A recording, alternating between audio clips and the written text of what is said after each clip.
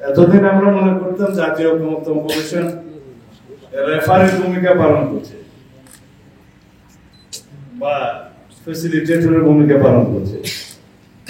কালকে যে সুপারিশ তারা সরকারের কাছে প্রদান করেছে তার মধ্যে অবশ্যই একজন দস্তখতকারী মাননীয় প্রধান উপদেষ্টাও বটে জাতীয় ঐক্য কমিশনের সভাপতি হিসাবে। তো সুতরাং সেটা এক পক্ষে সরকারের একটা এন্ডোর্সমেন্ট হয়, জাতীয় ঐক্য কমিশনের পক্ষ থেকে তো বটেই, কিন্তু রেফারিকে আমরা কখনো ভুল দিতে দেখিনি।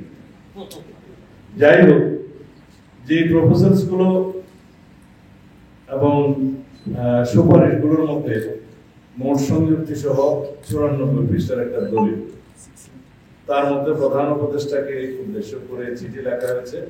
ওখানে প্রধান উপদেষ্টা নিজেই দস্তখত করেছেন ঐকমত্য কমিশনের সভাপতি হিসেবে। তো বলা যায় সরকার এবং ঐকমত্য কমিশন তো মূলত একই। আর ঐকমত্য কমিশনের সাথে আলোচনার সময় মনে হয়েছে ঐকমত্য কমিশন, সরকার এবং আরো 2-3টি দল তারা বোধহয় এক পক্ষ, আমি বিপক্ষেই খেলছিলাম মনে হয়। তো সেই হিসেবে জাতির পক্ষেই দায়িত্ব পালন করার আমরা চেষ্টা করেছি। কিন্তু আমার কেন জানি মনে হয়েছে কিছু দলের প্রস্তাব এবং কমিশনের নিজস্ব চিন্তা ভাবনা জাতির উপরে জবরদস্তি আরোপিত করার একটা প্রচেষ্টা লক্ষ্য করেছি। আমি আজকে এই কথাগুলো এই জন্যই বলতে বাধ্য হচ্ছি, কারণ যে দলিলটা প্রকাশিত হয়েছে সেই দলিলটা 94 পৃষ্ঠা আপনারা লক্ষ্য করে দেখবেন যে ওখানে ঐকমত্য কমিশনে যেভাবে ঐকমত্যে পৌঁছা গিয়েছে এবং যে দলিলটা 17 তারিখে অক্টোবরে পার্লামেন্টের সাউথ প্লাজায় ঐতিহাসিক অনুষ্ঠানের মাধ্যমে স্বাক্ষরিত হয়েছে, সেই দলিলটা ওখানে নেই। শুধু আছে ঐকমত্য কমিশনের প্রস্তাব, রাজনৈতিক দলগুলোর যে সুপারিশ এবং ঐকমত্য হলো কিভাবে হলো, নোট অফ ডিসেন্ট কোথায় কোথায় আছে, কোনো কিছু সেখানে উল্লেখ নেই।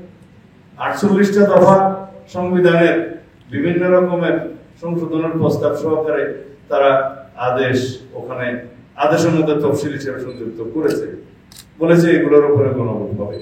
তো তাই যদি হতো 11 মাস বা 12 মাস ধরে এই কসরত কেন করা হলো জাতীয় ঐকমত্য কমিশনে?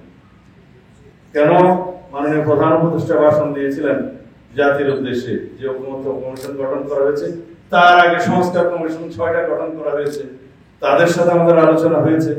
সেই আলোচনার প্রেক্ষিতে পরে সমস্ত দলের রিকমেন্ডেশন এবং তাদের রিকমেন্ডেশন জনগণের পক্ষ থেকে যে সমস্ত প্রস্তাব এসেছে সবগুলো মিলে একটা কম্পাইল রিপোর্ট করে তার উপরে জাতীয় ঐকমত্য কমিশন কথা বলেছে সমস্ত রাজনৈতিক দলের সাথে।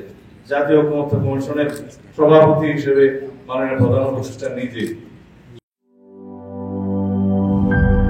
দুধার চকলেটে একাকার হয়ে ওঠা প্রাণ লেয়ার সম্পর্কের মিষ্টি ম্যাজিক।